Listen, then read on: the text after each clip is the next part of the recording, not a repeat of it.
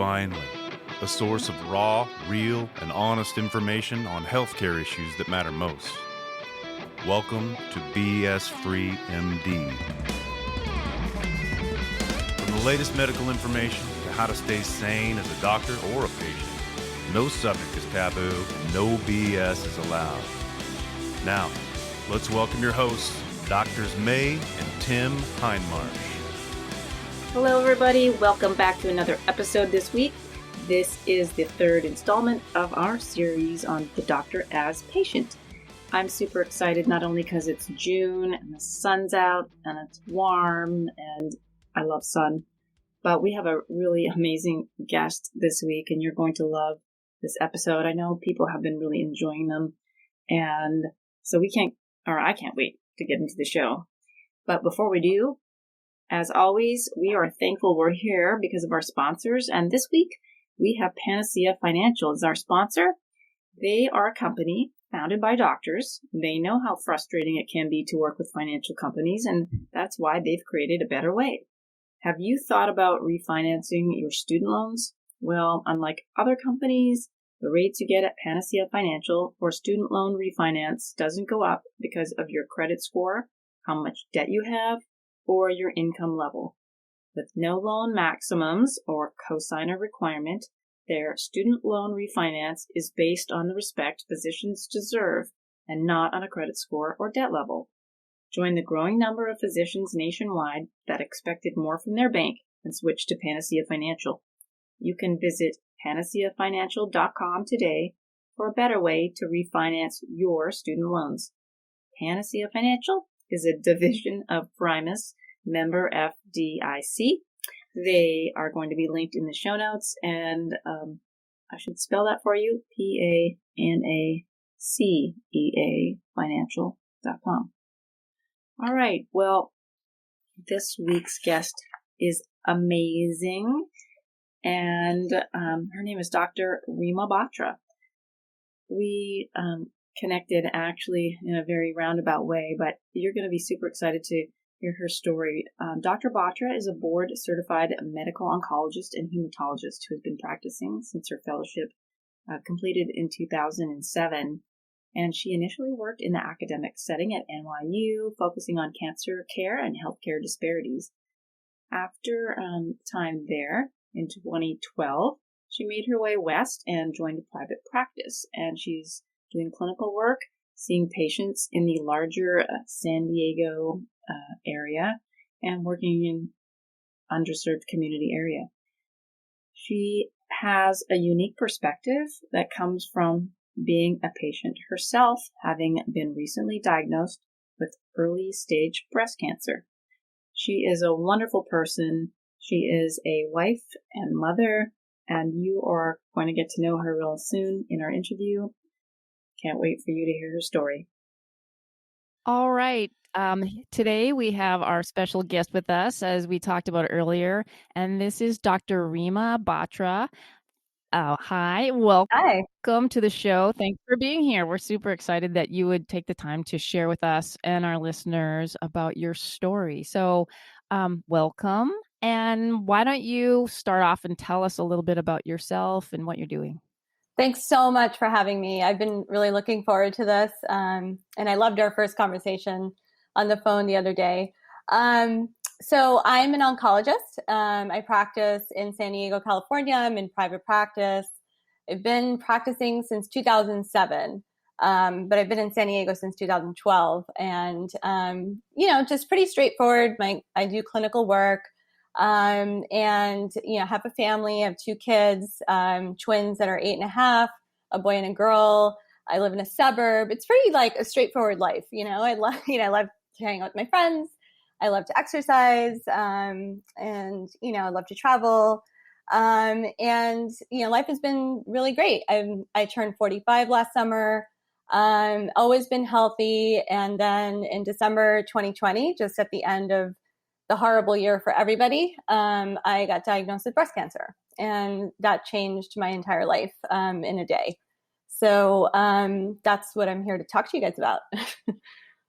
Do you have a subspecialty in oncology? So in private practice, we see everybody. We accept all disease states. So I see everybody. But I tend to see a lot of the breast cancer patients because I'm the only female in the practice. So, people tend to gravitate to me. And I work closely with the other female docs that are part of the multidisciplinary team. And so that's been my focus, but I do see all cancer types.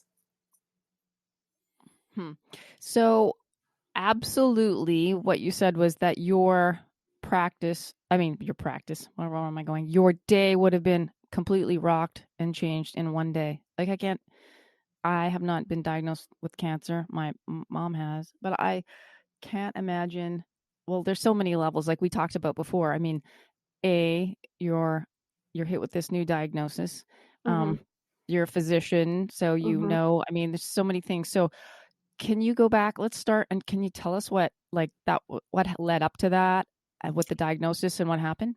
Yeah, I mean, so I've been pretty good about my mammograms, every year. I did skip 1 year, but I mean, generally very good about mammograms. And I was supposed to go for my mammogram on December 10th.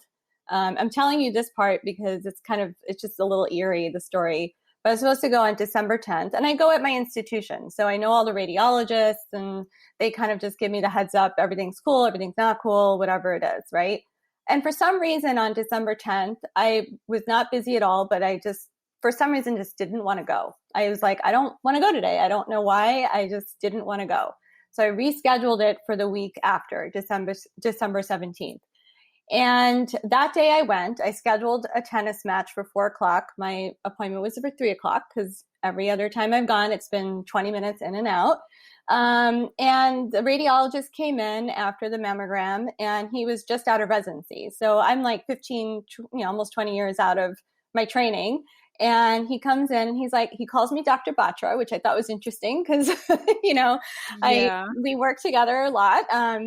And he said, there's something I'm worried about on your left breast. And I said, oh, well, that's a cyst. I know that's a cyst. It comes and goes with my period. I have a tennis match. Don't worry about it. And he said, no, I really think we should ultrasound it. So he sort of pushed me to do the ultrasound. And of course, when he did the ultrasound, the left side was a cyst, what he thought. But while he was there, he's like, let me just do the right side. So then now I'm texting my tennis partner and I'm saying, I'm not coming. Forget it. And I was a little bit like irritated because I'm like, this guy's just out of residency and he's just really being, a little extra thorough, I guess. So then he ends up ultrasounding the right side, and that's when he saw the tumor.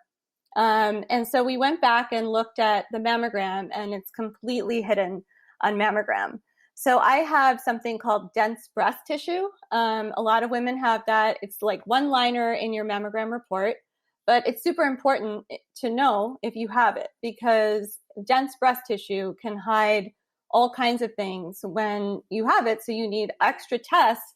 If you're feeling something or if you have pain, you need an ultrasound or an MRI. And so I'm a prime example of this because 4 radiologists, they're all my friends and colleagues, looked back at my mammograms and there is nothing you can see on my right breast at all. So fast forward, I ended up going to a biopsy a week after and got my diagnosis on December 23rd. So that's what led up to the diagnosis. But I'm telling you the story about the rescheduling because it was a different radiologist on December 10th. And I'm just not sure if he would have pushed me the way this guy did. And I called Scott Honowitz is his name. I'm going to use it because I love him so much. I owe him everything. I called him after, I had my surgery and stuff, and I just told him he saved my life, which he did. And that I was sorry that I was being irritated that day. Wow. He did the right thing. He pushed me, and I will never forget that. So my question, this is just like giving me the chills. So did he see a cyst on the left side that he wanted to look into further? The other side, yeah, the contralateral breast. And that turned out to be nothing. Right. Okay. So this is frightening for people that have dense breast tissue that get a mammogram. Like myself. Oh, stop it. I don't get mammograms though. Hey, men get breast cancer too. Yes, I know, and I yes, know. they do. I've had a patient And die I've of had it. a patient with it too. Sadly, It ignored, but happens. I know. Yeah. So seriously, there's so many women, patients of mine, I know that have this dense breast tissue. They just get a mammogram, everything's good. So if you hadn't had that ultrasound, Mhm. have you thought through that in your head? Like what would have happened because you weren't having symptoms of anything? No symptoms at all. I feel fine. I run like 15 miles a week. Like I exercise a lot. I feel good. I have felt good. My blood work, I had just had blood work done, completely normal. Everything was normal. So this was just a routine thing. So my advice to people, if they have dense breast tissue, is if you feel anything abnormal, a cyst or pain or something, just pursue the next test. It's annoying, but just go do it. And if you have a family history or any kind of risk factor, just go ahead and do that extra test regardless of symptoms or not. Because certainly, as I'm an example of, the mammogram very well can miss it. Wow. Okay, that's scary now. Yeah, but it begs a little, not to get too tangential, but it begs the other point, which is screening for breast cancer is just not that great. We've put a lot of emphasis. We're primary care doctors, so we've dealt with this our entire career.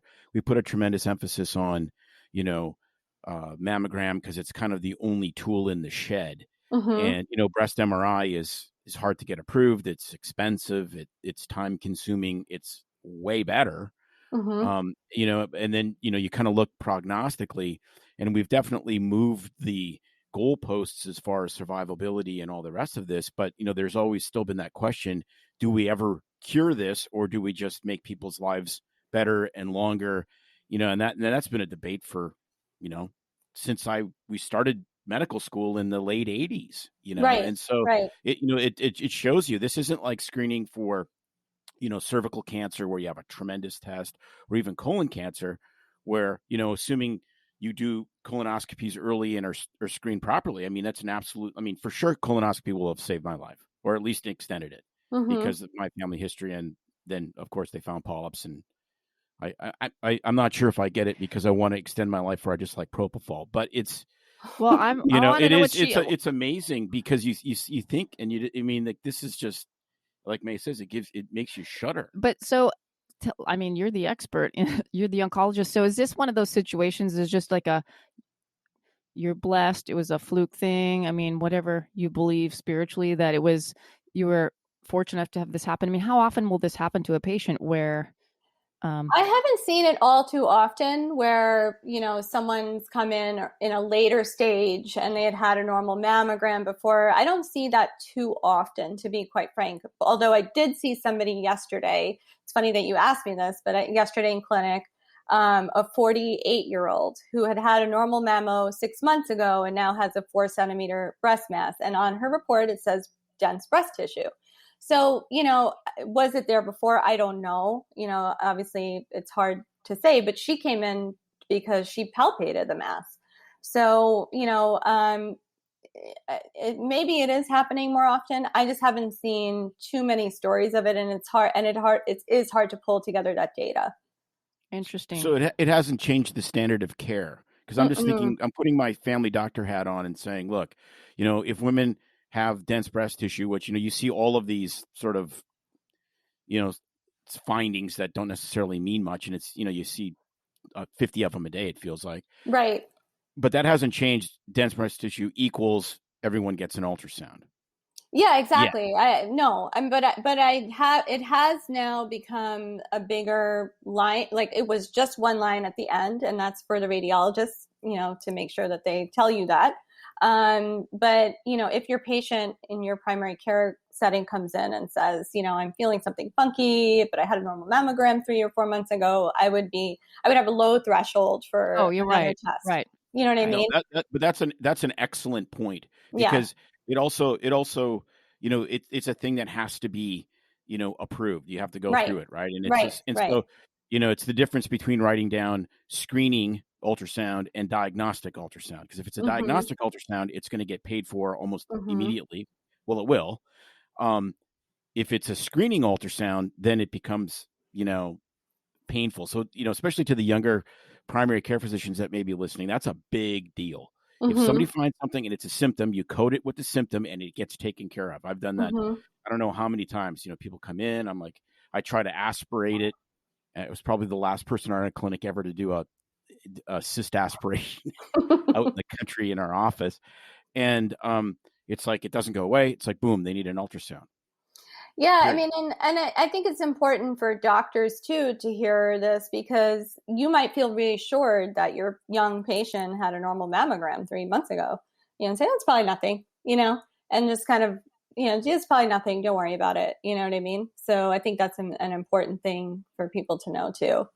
Yeah. So let's pick up from the diagnosis day, and then what was running through your mind? What were you feeling? What happened? Yeah, so December 22nd was the day before my diagnosis. That was the day I had my biopsy. So I saw patients all day, and my biopsy was in the afternoon. And I wanted to know the results the next day. So I called the pathologist, and he said, if you can get that specimen over to me before 5, we'll have the diagnosis for you. And so I went for my biopsy, and I took the specimen myself to the lab, which was wow. Yes. How many people get to do that, right? Oh, and one of the everyone at the lab's like, oh, Dr. Batra, it was so nice to meet you. We see your name on slips all the time. I'm Yeah, like, no oh, kidding. hello, this is my breast biopsy, Wow.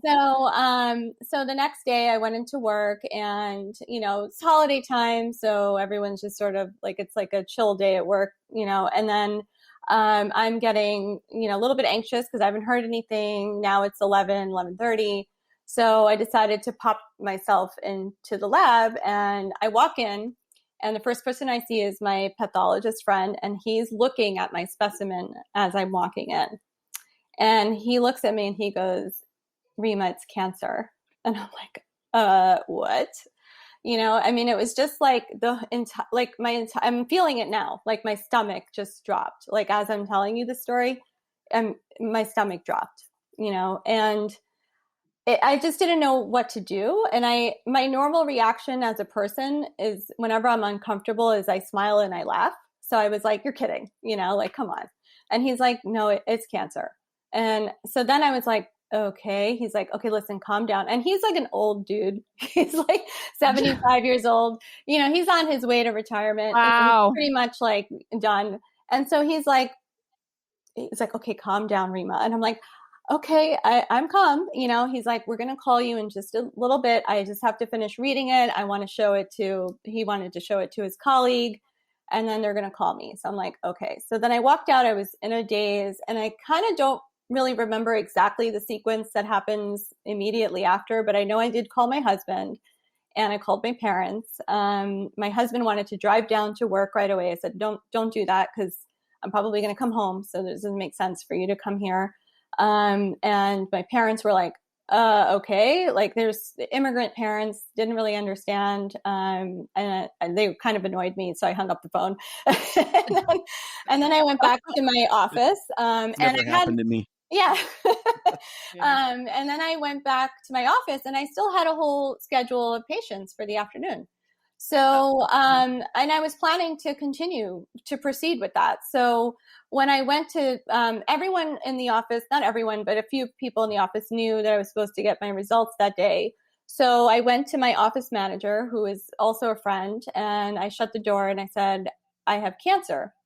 And I think because I had just called everyone and hadn't seen their faces, it didn't really hit me totally. But when I saw her face, and she became white, I started crying. And I just was like, it was uncontrollable sobs in her office. And I'm the boss of this practice. So it's just like awkward for people, right? to see their boss crying. Right. So, that's when it hit me too. And I said, I can't clearly see patients now, right?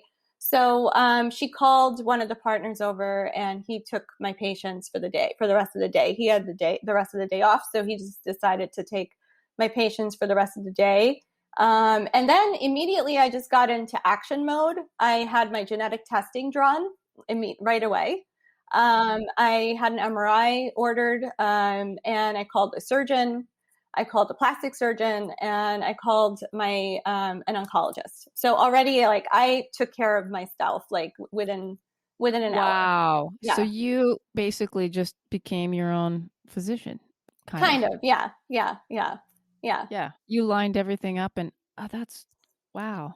And it's funny because you had brought up earlier about patients navigating through the system. I obviously knew what to do, but none of these patients know what comes next. Now they have to wait with this diagnosis until they see a doctor maybe 2 weeks later, 3 weeks later, and they have no idea what's going to happen, if they're going to die, if they're not going to die, and it's, I mean, I was scared shit. I mean, sorry, am I allowed to curse? Yeah, you absolutely. Yeah. We have an E rating. You can do whatever you want. Okay, good. So I was scared shitless, right? But like, I just kind of got into action mode, and I was able to take care of things. So that made me feel better, but to just live with that information and then not act on it is very difficult. That would be me totally. I totally understand that. I mean, when things happen like that, for some people, it's better to be doing and be actionable than to stuff away the feeling and to just go. You know what I've found in my practice going through things like this with patients where, you draw labs, you're waiting on imaging, you kind of know what's going to show up, just from the clinical diagnosis and, the initial labs and so forth is the waiting, to quote Tom Petty, the waiting is the hardest part. It's the uncertainty. Humans are made for a lot of things, but uncertainty is not one of them. And it's always blown my mind that even though people are obviously crushed and devastated with a cancer diagnosis, in a way, it's almost a relief because it's like, okay, now we're going to kick some ass. Now we're going to go the next step. And, we're in the country, so people have to travel for, oncology services and so forth. It's like, okay, so this is what's going to happen next. And we would do what you did for yourself. Just sort of map it out. Okay, you're going to see this guy and he's going to do this. And then you're going to see this, this person and they're going to do that. And they're going to counsel you all the way through this. And this is how long it's going to take. And, it's just knowing what the next steps are is so unbelievably comforting to people, especially when you don't know what the outcome's going to be. Yeah, I completely agree. Having a plan is what makes any patient feel better, including myself. I mean, even though I, knew what was going to happen and what direction I was going in, until I figured out what surgery I was going to have, and that obviously that will come later in the story. Like it was just weird living in that space of uncertainty. But once the plan is laid out and you know what's going to happen to you, whether it's chemo, radiation, or something even bigger than either of those two, like, it just knowing what's coming can prepare you. But being in an uncertain place is very anxiety provoking. Did you, at that point, I mean, I'm just jumping and guessing, but at that point, did you have one of those kind of you probably didn't have one of those moments then, like, oh my gosh, this is what patients feel like, or you're probably just focused on what's happening right now. This is what we need to do. Yeah, not right away. I mean, at that point, I was really just worried about the kids and, oh my God, is it stage 4? Like, what kind of cancer are we dealing with? Like that part didn't hit me yet. It's a little later, like maybe a week or into it, where and the space between the diagnosis and not having a plan is the space that I feel the worst for patients now. And I can really relate to that because even though everything happened to me in this really compressed amount of time, and remarkably so, for most patients, it's stretched out by months, and to live in that anxiety world, I just can't even understand it. So when I see patients now, and I tell them what I just said, when we figure out your plan, I promise you that you will feel better. I said, I'm always like, this is the worst part of it. This is the worst part of it. You will have cancer. You will be scared. All of that will still happen. But this is the worst you're ever going to feel psychologically, and people told me that. And so that was the advice that was given to me. So and I didn't believe it until it finally did happen. So yeah, that for sure, as the days went by, I understood what patients were going through. So at this point, you've laid kind of getting everybody together, lining things up, but you still don't know what stage things are at. You haven't heard back or anything. So keep going. I'm excited to hear. So now we're entering into the holidays, so things sort of slowed down. But luckily, my pathologist friend was on top of things for me. He did call me a little later, and he said it looks really low grade, meaning like it's a very slow growing looking tumor. He's like, we're going to send all the markers off. He's like, I can guarantee you you're ERPR positive, HER2 negative, but obviously we won't know that for a couple of days, but I can guarantee it. 75-year-old. So I held on to that. I was like, he's been doing this a long time. So he's the wise old owl. Yes. Yeah. So I held on to that hope, and I drove myself home again. Like, all of this is such a blur, and I don't know how I went through that rest of the day. And it was the holidays. So we have a pretty active cul-de-sac where I live.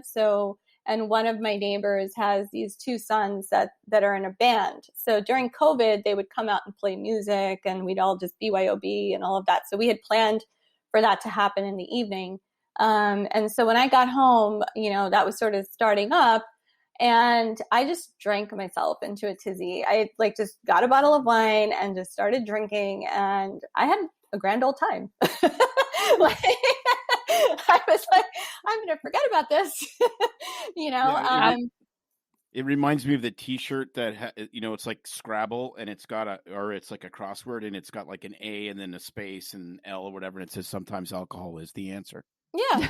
And it really helped me through that weekend. I mean, I'm not going to lie. Like, I was just like, there's no other way for me to cope right now. It's Christmas, for God's sake. And my twins were born on December 26th. So we also had that coming up. So it was just like, it was just like a weekend full of me having to be very positive and happy. And the only way I could get through it was with alcohol. I'm not going to lie. So that night I had a lovely time with my neighbors. And then I went to bed, and I didn't sleep all night, understandably. Right.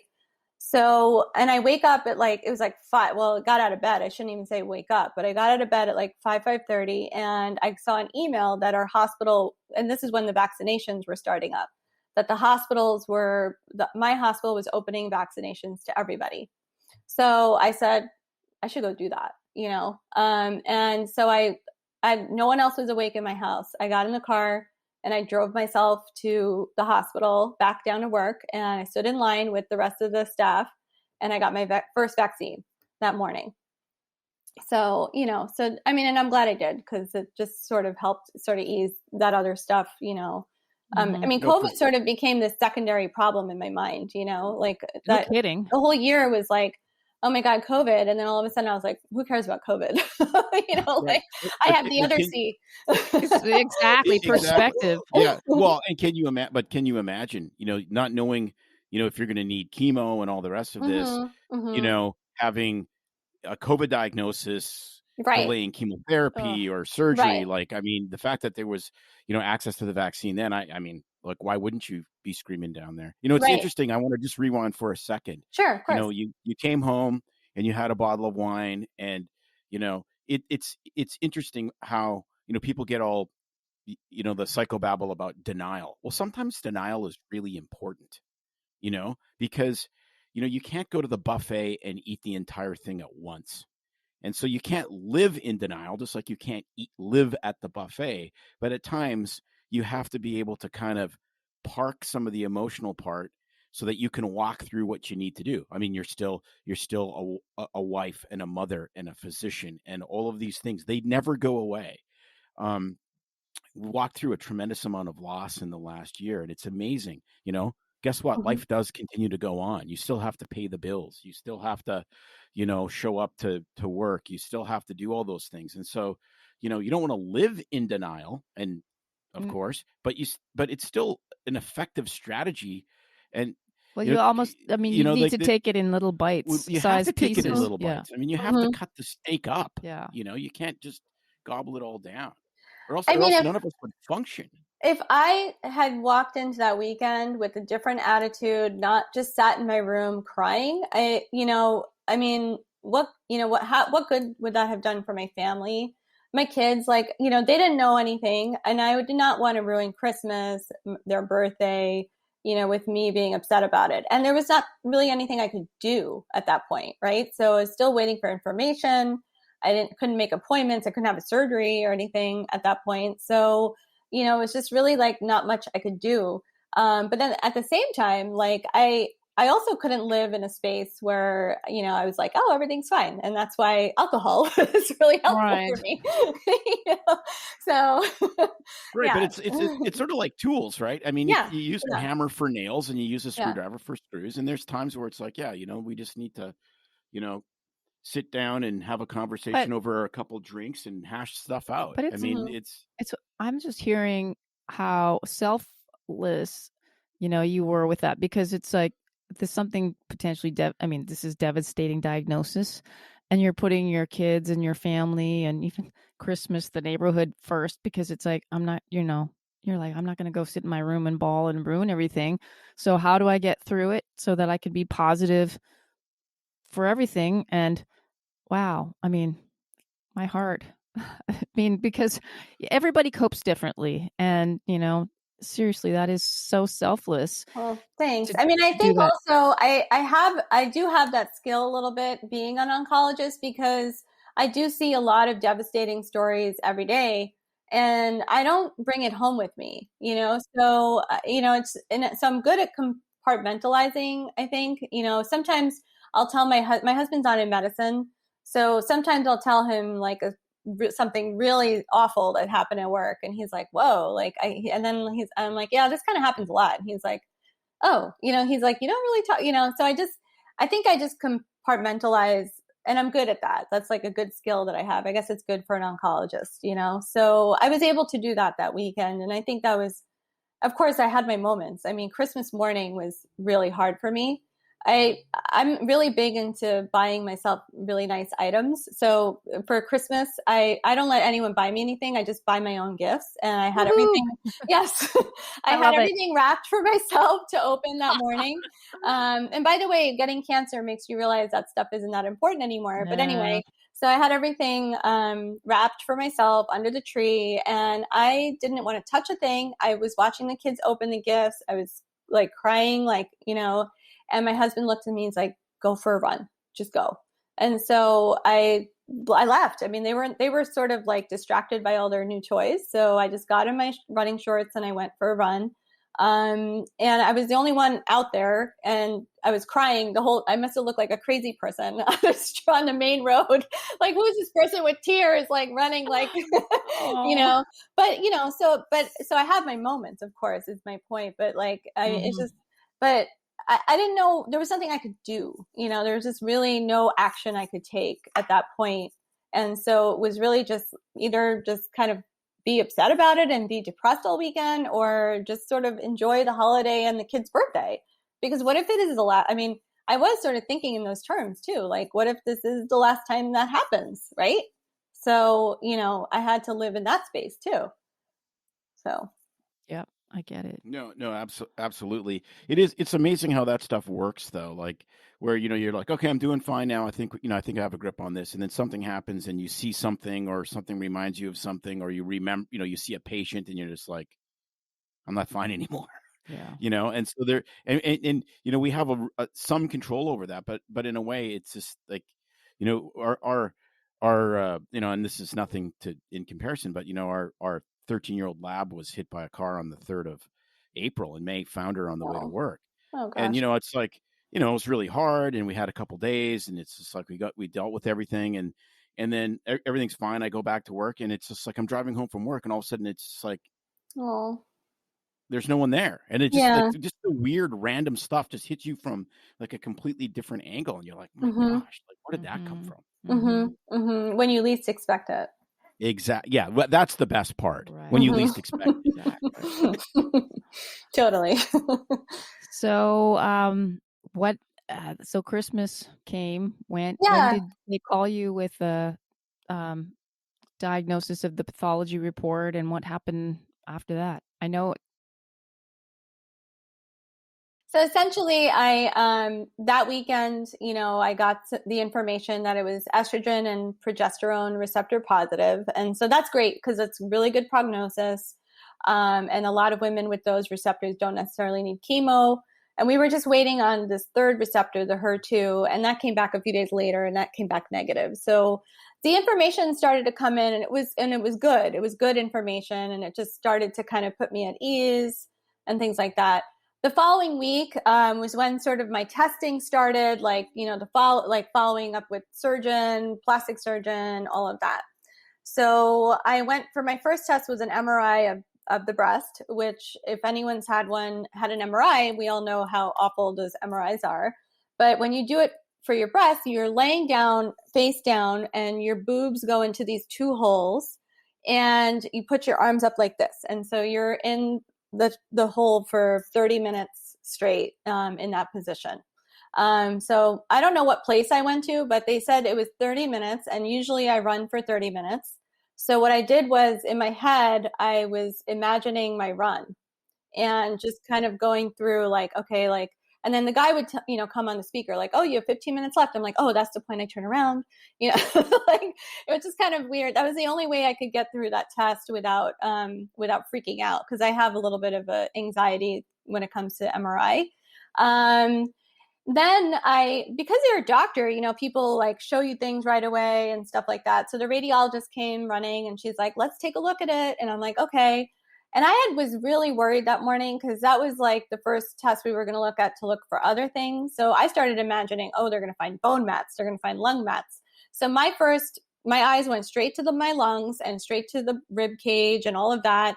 And all that looked clear, at least to, my untrained eye.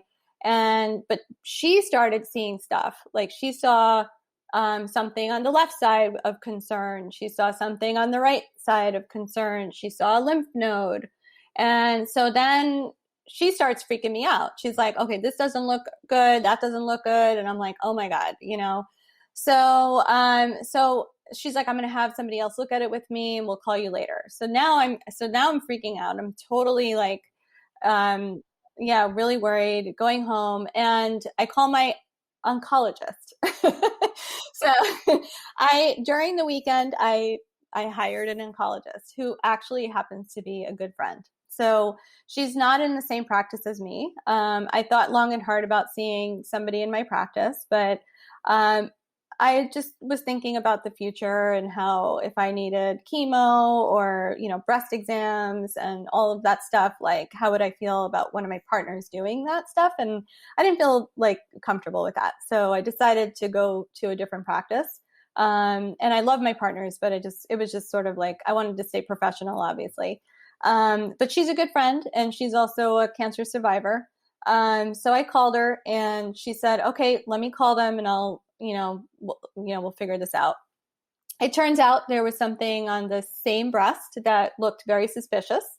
And I also had a lymph node that wasn't enlarged, but had the characteristics of something suspicious. So they wanted to biopsy both things. So I had to schedule those. The lymph node was going to be done. This is complicated, so sorry if this is too much, but the lymph node is going to be done by ultrasound. And the other mass that they saw had to be done by MRI guided biopsy because they couldn't find it any other way. Again, the dense breast issue. So on New Year's Eve, I went for my ultrasound guided lymph node biopsy. And when they went and put the probe on, they couldn't find it. And it was totally gone. And I think it's because I had the COVID vaccine. Because fast forward now, if you're seeing patients in your primary care clinic getting COVID vaccines and mammograms after, and they have all these lymph nodes, it's probably because of the COVID vaccine. Of course. So the spike proteins are evil bastards. Stop. They are. Yeah. So now looking back, I mean, we didn't know at that time, because it's so early on with the vaccine stuff. And so, but after a few months of this experience, I've laughed a little bit with the radiologist about it. 'Cause she's like, oh my God, you had your COVID vaccine. That makes total sense, So yeah, so that was good. And that was a nice way to enter into New Year's. January 6th was my MRI guided biopsy of that other mass. That was the day of the insurrection at the Capitol, right? So so that was the day I went to my MRI guided biopsy and have to do this for 90 minutes. And they take a humongous needle. I mean, this thing was humongous, okay? And I never cried during all these points during the procedures. Like I never would cry or anything like that. But after that needle happened, the tech was like, "Are you okay?" And I'm like, I just started crying. I'm like, I am not okay. Did you see that thing? Like it was huge. Anyway, it went okay. It turned out to be benign. So it was actually like I went through that procedure, but it turned out to be benign. So so it's fine. There was a question in your email that you asked me what was one of the hardest points during this time.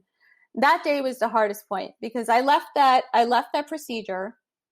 I'm in the car and I'm listening to news because all of that stuff was going on at the Capitol. So of course I was like sort of I was ignorant to it. So I was like listening to the news. I'm like, whoa, what the hell just happened while I was in that thing?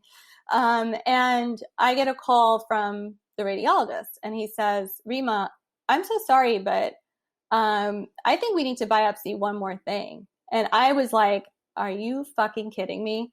Like I've been through three of these, like, the one from New Year's, nothing happened, but like I've been through three of these, like, are you freaking kidding? So then he's like, "I'm so sorry, but there's something on the left side." And this was that cyst, remember that I was like, he's like, "We should just biopsy it."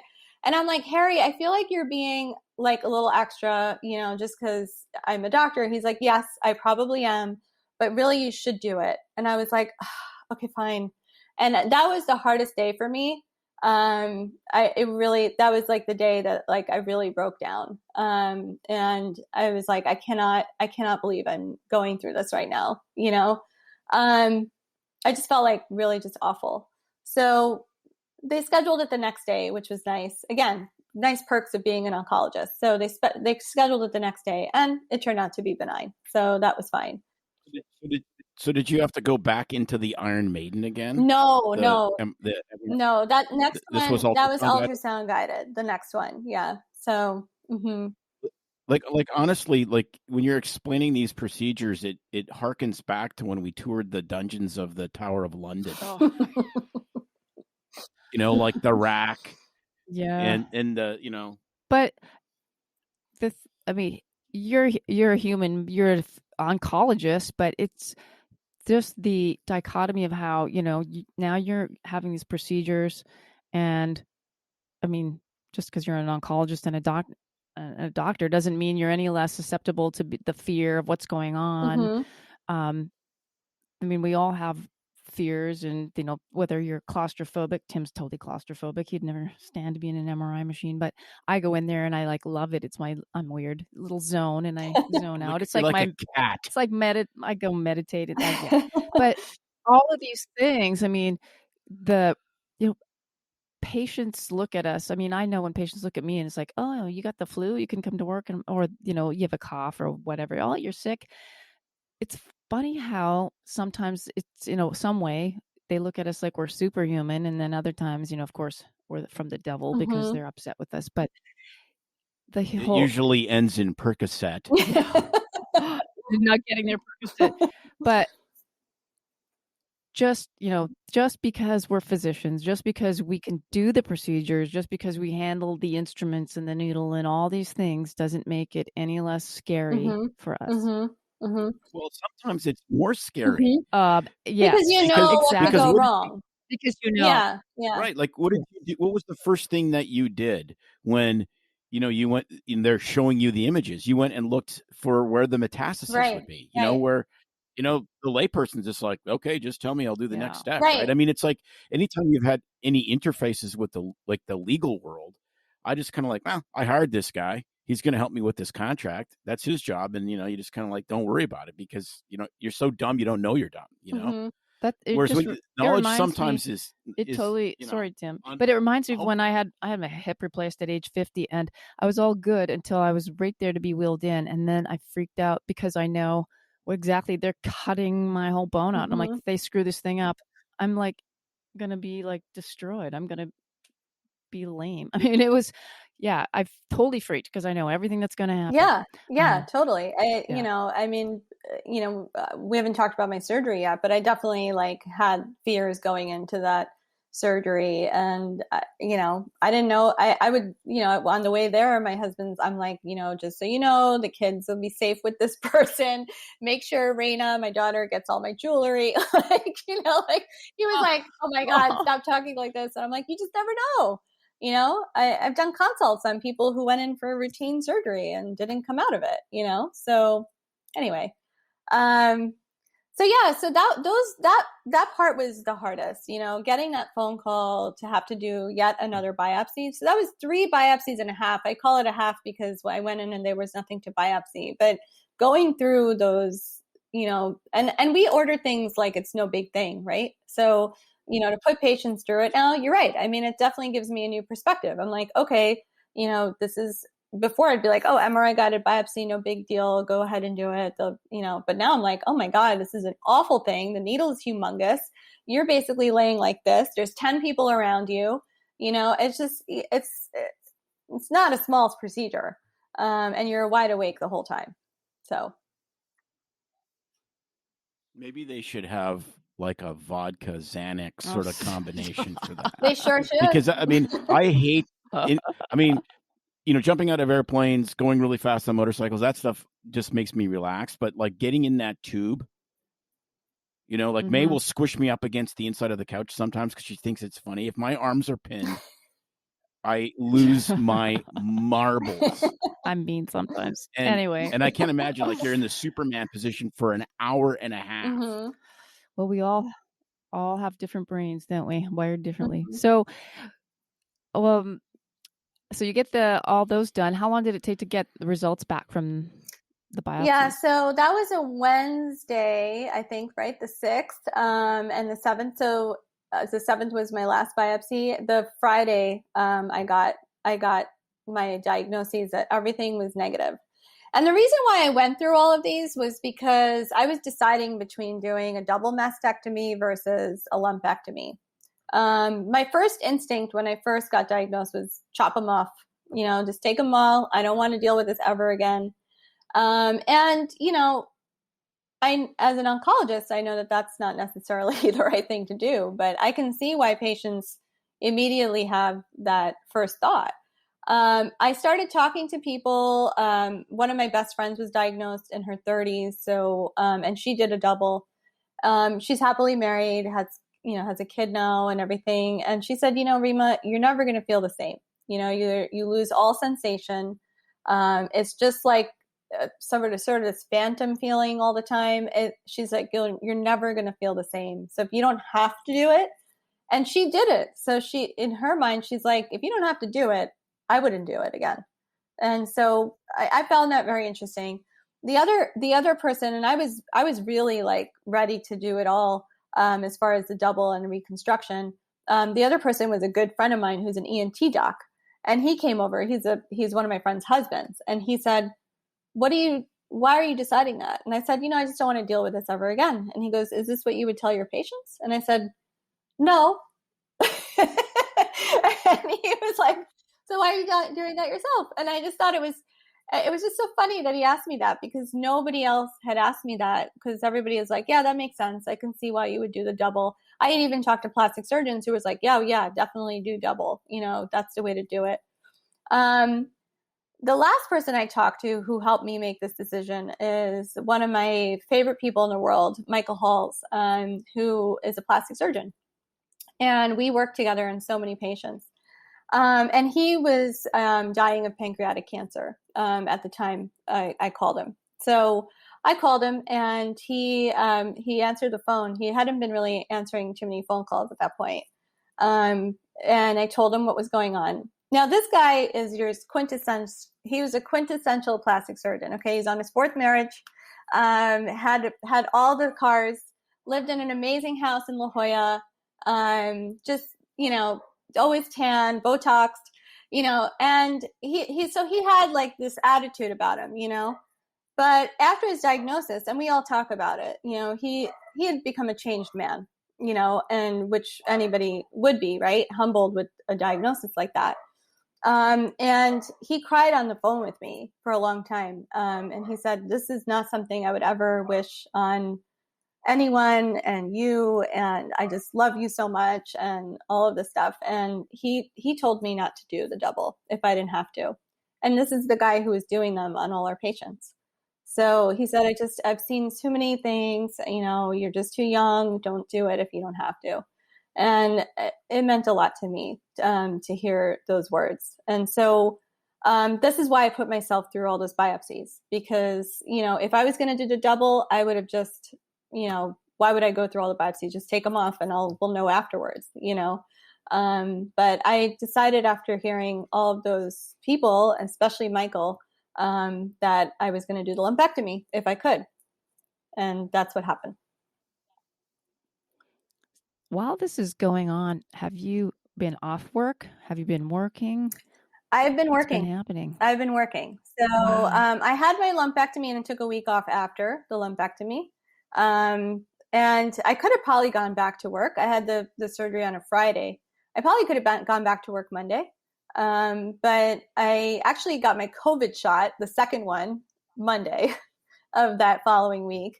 And that put me out like for 3 days. That was like a really difficult recovery. So I was glad I was off. And, it's nice to be able to take that time.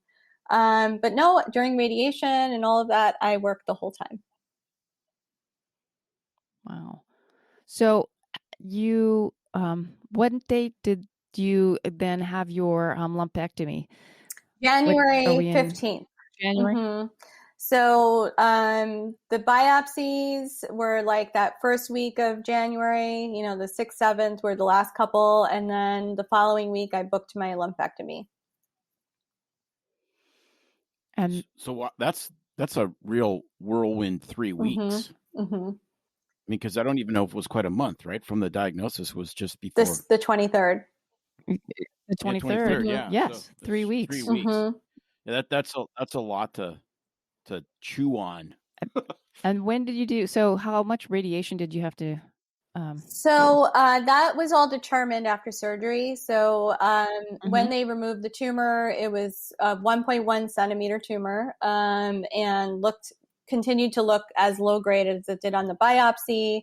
And so then I had 16 treatments. So the way radiation is given is Monday through Friday, and it's a daily thing. So it ended up being 3 weeks and a day. I did work half days during radiation. And I'm glad I did, because the one thing that patients always used to say to me is like, I'm so tired. And I was like, everyone's tired. Like, we're all tired. I'm tired, but I actually napped every day during that time. I don't know if it was just something I thought I needed to do, but I would go home exhausted every day and I would sleep for like 30 to 40 minutes. I never nap. I never feel like I need to nap. And so it was interesting. I definitely felt that fatigue and, it was a lot, it was a lot, and your body's going through something inside, dealing with repair and DNA damage. Right. So yeah, it was a lot for sure. Wow. So how's your family, your husband and your kids through all of this whirlwind stuff, coping with all of this too? So the kids were interesting. So I wasn't sure I was going to tell them. And I bought a book from Amazon. It's like How to Talk to Your Kids About Cancer. So I put it next to my bed, and then it ended up in a drawer. I never really got around to reading it, just because I wasn't sure I was going to tell them. I just told them that I wasn't feeling great and that I was going to need surgery. And they were like, oh no. And my son was like, are you going to die? And I was like, no, I'm not going to die, but he's a very sensitive boy. And then like 2 weeks later, my son came up to me and he goes, do you have cancer? And I'm like, yeah. Wow. And he's like, oh, I found that book in your drawer. And I'm like, oh my God. I'm like, I better hide everything else that's in there. A lot of other, no kidding. Other stuff that they shouldn't be seeing in the drawer. Too late. Yeah, you probably don't know what it is though. Anyway, so they figure it out. Trust us. Yeah. So yeah, and I was like, yeah, but I'm fine, and the thing is, I didn't get chemo, so they didn't see hair coming out, they didn't see side effects of that way, so they were affected, but not to the point where it was like, oh no, I think they were like, oh, mommy was sick and she had a surgery and now she's okay, so like, I think they just kind of like, they've forgotten about it, Because you didn't really look Right. you didn't really look sick, mm-hmm, right? I mean, you were taking some naps mm-hmm, and you were still mm-hmm. working and you had some procedures, but from all that, you're describing, I mean, you didn't seem to be sick is what I'm Right. assuming. It's like, No. So, now that your 16 treatments of yeah. radiation are done, can you make me a sandwich? Yeah, Yeah, exactly. exactly. And that's exactly, how my husband was actually. Like, and we've talked about it a few times because, he is extremely supportive. But there have been times where he has forgotten because like I just look exactly the way I look, and so and I have to remind him that like, Karthik, I'm a cancer patient, like I'm tired. Like I can't be doing that kind of stuff. And he's like, oh, right. Okay. You know what I mean? So, like he's a visual person. And I think a lot of men are. And so, sometimes it just needs a reminder for him, but he's been very supportive. I've been very lucky in that way for sure. So, I know from when we talked earlier that you kind of hit a point after everything was done, the radiation, surgery radiation, that it really kind of hit you, I think, more emotionally, sort of what had gone on, and you started to actually sort of process everything just because you didn't get to as much. Is that right? Yeah, that's right. Because everything happened so fast, it's always like go, go, go, go, go mode. You have a lot when you get diagnosed with something like this and people find out, there's an outpouring of support. I mean, hundreds of texts and flowers. I mean, I had so many flowers and meals and, it's amazing actually, the outpouring of support. But all of that dies down, and you finish your treatment and you're no longer doing anything that feels like you're active about the cancer, right? I mean, I take a pill every night, but it's like I take a bunch of vitamins too, right? So it just feels like I'm doing the same thing. And it starts to hit you like, wow, like I mean, this was a diagnosis and I'm going to be carrying this with me for the rest of my life, And I see patients that come back after 3-4 years and the cancers come back. They have the same profile I did. They did everything right and their cancer came back. And so I have to live with that concern forever. Now, I'm good at, again, compartmentalizing. So I'll play tennis and not think about it. I'll go out with my friends and not think about it. I'll be with my kids and not think about it. But, oh, wow, I had a weird cough just now. Uh-oh. You know what I mean? Or, oh, my back hurts a little. Uh-oh. And I've gone through that. And then I think to myself, oh my God, this could be the last year I'm alive. It just goes down that rabbit hole. And so I haven't fully processed that yet. And I also feel like people say, why me? Why did this happen to me? Why did I get so unlucky? Well, I kind of flipped that question and I'm like, why me? Why did I get so lucky in that I didn't get the horrible diagnosis of stage 4?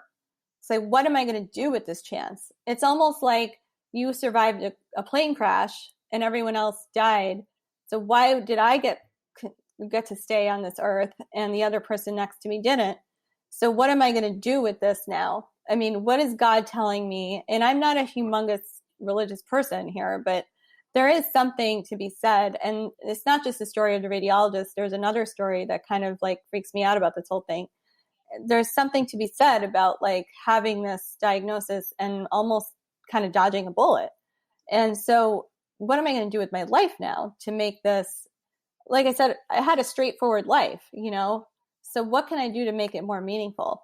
And part of that is what I'm doing now with you guys. I want to get this out there. I want people to understand like how this came about, whether it's the dense breast tissue thing, whether you forgot to do your mammogram, whether you're a doctor and you kind of like don't worry so much about calling your patient right away, even though like they want to know the results of their exam, they're living in this world of, oh my God, call the patient back, and I'm guilty of that too, so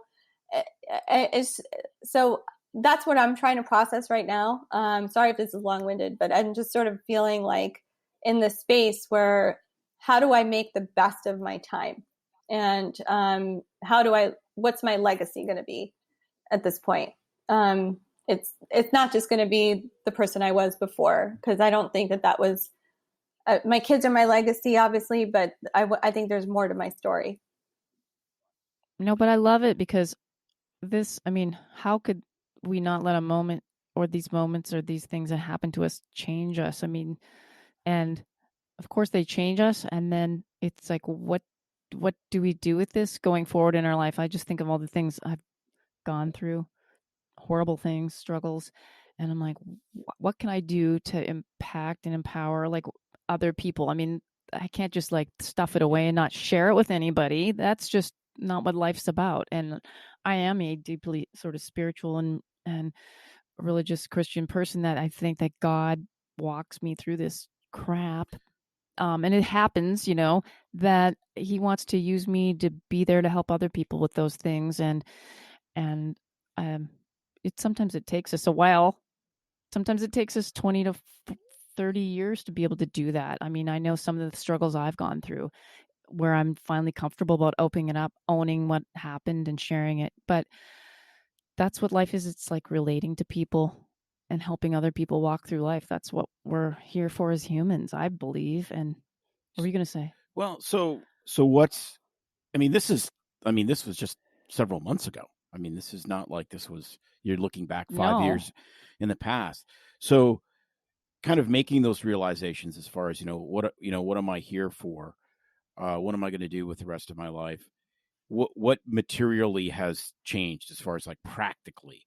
Do you see less patients? Do you see more patients? Do you want to practice longer? Sure. I mean, we've done medicine for pretty much 30 years and we're kind of getting to the end and it's time maybe to do something else. But, how is that, do you have more joy in your work, less joy, those kind of things, because that's really, we want to, I read one book and it was like, don't do something for God, do what makes you feel alive, because the world needs way more alive people. Mm-hmm. Because I don't know who said it, but that quote of most people live lives of quiet desperation, and to speak into those shadows and that darkness is really what I think we're here for. Mm-hmm. Mm-hmm. Yeah, so probably naturally because of COVID, I started working less. So I was working 4 full days a week, and now I'm working at the office 2 full days, 1 half day, and then 1 half day from the house. Like I do telemedicine from home. So it has become an easy schedule as it is. And, the group was starting to talk about like going back to the way it was. And I'm like, not going to do it, because I can't just continue to work. Like I have to also find the time in my life to see my kids. I mean, you guys sounds like your kids are older. Mine are still little and they still want to hang out with me. So, I want to still have that impact on them and experience their growing up. I've missed a lot of their milestones, when they were little. And so, that's the one thing. The other thing is I've become very mindful of the things I decide to do with my free time. And I'm a very social person. So I was always at every event and every lunch somebody asked me to, I'd go, or dinner. And so I'm now very mindful of the decisions I make on who I'm spending my time with and how I'm spending my time. Because if a lot of times pre-cancer and pre-COVID even, I would walk away from something being like, oh my God, that was terrible. Like, why did I just do that for 2 hours? I'm tired and and now if I'm not into it, I'm not going, you know what I mean? So, so that's a big thing for me, because that was something I always sort of felt I should do, but there was never a reason. Now I have a reason. There's certain things I do as my hobbies, like tennis, that is very protected for me. So on Wednesday nights, I'm playing tennis. I can't do anything else, unless it has to do with my kids. So, but that is my protected time because it makes me happy, and that's my hobby that makes me happy. So, so those are the small changes I've made so far. But there's more to come. It's a work in progress. And I can't say I've been perfect at those things, but I'm trying. You asked the question about work being joyful. Yes and no. Like, there's still all that paperwork, and there's still the peer-to-peers that I have to do, and there's the annoying things that are never going to bring me joy. But seeing patients like me and holding their hand through the process has been bringing me a lot of joy. Yesterday, I saw 4 new breast cancer patients. It was a big day for breast cancer at my clinic, and 3 of them were 40 or younger. And, it brought me, it brought me a lot of peace to be able to tell them my journey too. And I think they felt a lot of ease understanding that, they were going to be okay.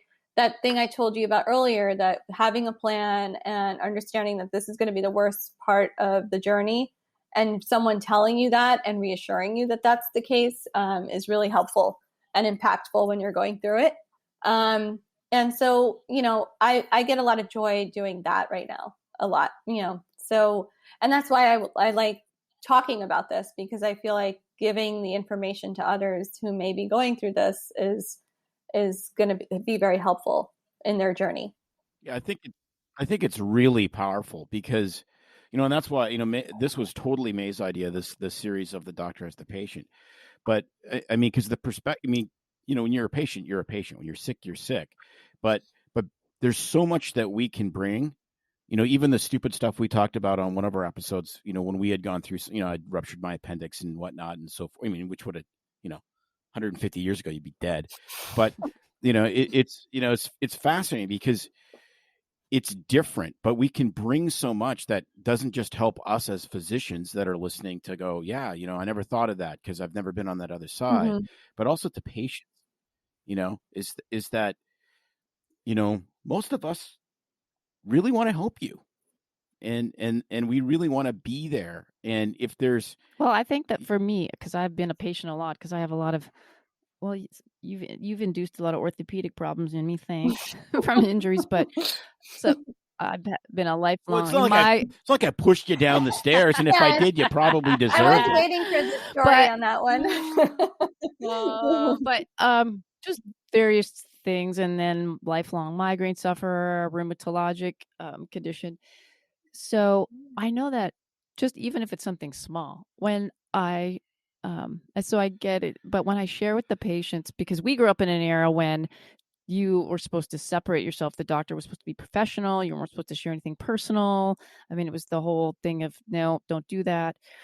But I got to the point where I'm like, this is crazy. When you relate you're human. You relate to the patient. You go, I went through this exact same thing. I know exactly how it feels. Yeah. And, expect this, expect that. No, you're okay. No, this is not good. Then you're like, they're so excited because they're reassured. I mean, they're like, okay, my doctor's a professional. I can trust them, but they know what I'm going through. And that is, I think, so comforting to patients. It gives me, extra joy because I'm like, yay, this experience, I could use it to help them. Those are the extra special moments that have been for me, instead of, oh, you got strep and yeah, that sucks. It hurts, I guess, but I've never had it, so suck it up kind of a thing. I think that, yeah, we do a great service to our patients when we share our humanity and personal stuff with them. It's crazy though, because it is a very thin line, right? Because you can't not be a professional. It's not about the relationship's all about trust, of course. So you can walk into the humanity and say, yeah, I went through this, or I went through this with my family, or whatever, and it engenders more trust. But then you can't make it about you, right? But it's because it's not about me. But it's weird because we've walked through this, working in the country for our entire career, now we work in, another city. So it's, we don't really bump into people we see, but, I did obstetrics as a family practice doc for 12 years. I mean, I delivered half my church, and so, so those lines are incredibly blurred. But it was interesting because the feedback you get from people is that they're like, I never knew that part of you. I mean, like the one that was like not having a beard and was like completely professional. Yeah, well, that's kind of what I was trained to do. Yeah, it's almost so like when I'm your seeing buddy, I'm your buddy. It's almost like seeing your teacher at the grocery store. Like, whoa, like you're human. Like it's just like like you yeah, eat? exactly. Yeah. So it's whenever I've told patients, they're like, whoa, and you're right. I cannot focus on me during those visits, but I do like to explain that you will get through this, and you will be okay. And I promise you that this is the worst time. You know what I mean? And I think they appreciate that, because it's reassuring to hear. That was reassuring to me. I met you on Facebook and through, I don't know, some offshoot of PMG. But I'm on an offshoot of PMG for physician moms with cancer. And I posted that I was, I had been diagnosed, and the majority of the comments were, this is going to be the worst time, promise, promise, promise. And they were all right. And it felt so good to hear that, that was so reassuring. So. Yeah, everybody, I mean, needs their support somewhere, and patients, I mean, some patients don't have that. So they look to their physician for that. And I mean, I'm just thinking, for you to, of course, we didn't want you to have cancer. You didn't want that, but I mean, it is a unique thing for them to now have you as their doctor who's gone through this, and that might be the only support person they have is you. Yeah, exactly. It's amazing how that alters people's lives. I had a patient, and this person had looked like an obvious, terrible, lethal cancer that was going to be 3 to 6 months maybe. And do you want a biopsy now? It's not gonna change anything because the CT and MRI were so obvious, et cetera, and then just didn't die, and it got to a year, and it got to 18 months, and actually his life got way worse because he had come completely to grips with dying, and he didn't die. He had given all his stuff away, did all the things he wanted to do, ticked all the boxes, and he's like, and then he just kind of drifted away, lost touch of him, and I bumped into him in the store, and he's. Wow, I know. I think he was drunk at 2 p.m. It was just so bizarre. Yeah. Like how something so like, it can, we react so differently. And, if we can guide people to the healthy side, but it's not always like that, Yeah. And so when we have these opportunities, we want to make the most of them. Yeah, I agree. Well, you, I think, answered like all the questions that I really want to talk about. How being a doctor who's a patient now, navigating the system, the burdens, the positive part of it, but the negative, the fears, the emotions. I mean, is there anything else you might want to share that I missed or we missed in asking and all? I think we covered a lot of what I wanted to share with you guys. I think the takeaway from me is that, make sure, and you hear this all the time, live every day to its fullest. I actually really believe that now. And I think it's super important to remind yourself of that and be mindful of every decision you make with your time and who you spend your time with.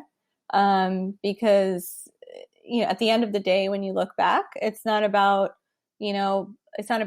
what you own and all that's the experiences you have, and they should be positive, and that's what I'm trying to do now with my time. And I want to make it meaningful for me.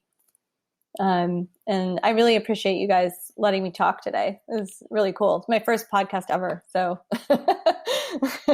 Well, we really are privileged to have you, and we appreciate it as well. Thank you so much for your time. We're grateful that we can be part of getting this message out, and we're happy to be here first. Oh, thanks. Yeah. Oh my gosh. Oh God. You can't expect me to be 100% serious 100% of the course Next not. time you I drop just think off it's in such a Hamul, please let me know. I will buy you a beer. Well, sure. Yeah. That's awesome. Awesome. All right. Thank you again so much for sharing. Thank you. We loved it, and everyone else will love your story you. too. And we hope you stay well from now to eternity. And thanks Thank again. you. Thanks, guys. Okay, wow. I hope you loved that interview as much as I did just hearing her share all of that. It was just really chilling. I mean, when we talk to these people, their stories are just amazing.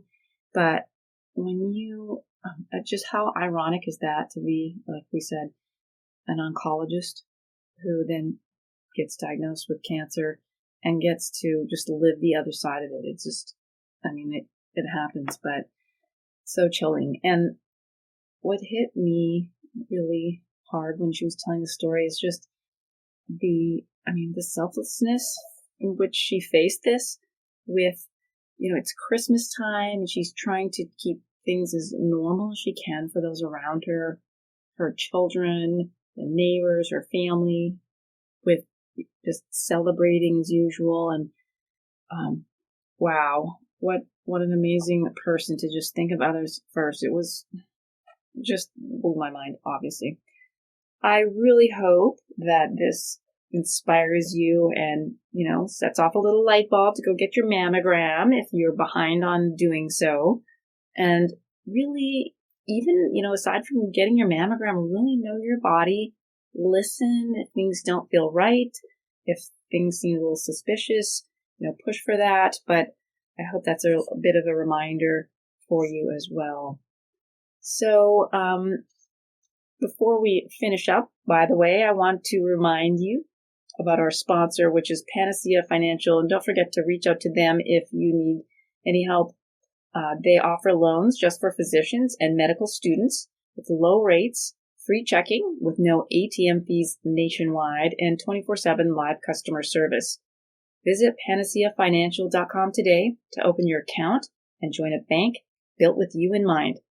Panacea Financial is a division of Primus, member FDIC. And if you're still here listening, I really hope you would just rate us, review us on Apple, Spotify, wherever you're listening. If you could give us a star review, if you could give us a 5-star review, that would be awesome. But please, by doing so, it really helps kind of push the algorithm up and it helps more people find us.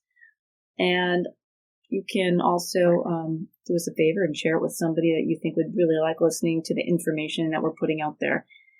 If you have any suggestions for topics, guests, or other inspiring physicians who have an amazing story as being not just the doctor, but the patient as well, we would love to hear from you for suggestions. So reach out to us at doc, at bsfreemd.com.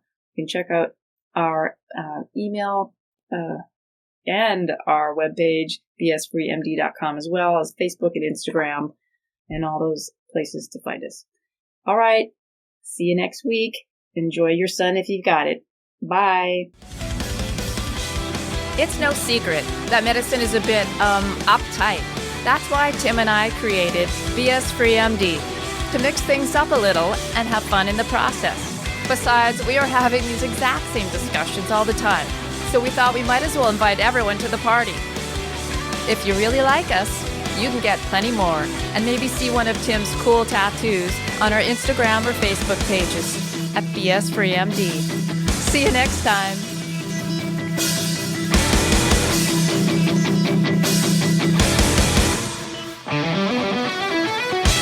While we try to keep BS Free MD as raw and real as possible, we can't be held responsible for any medical decisions or discussions had as a result of what you've heard on the show. We know, bummer. But the truth is, we really do care about your questions. So feel free to reach out to us by email at doc@bsfreemd.com.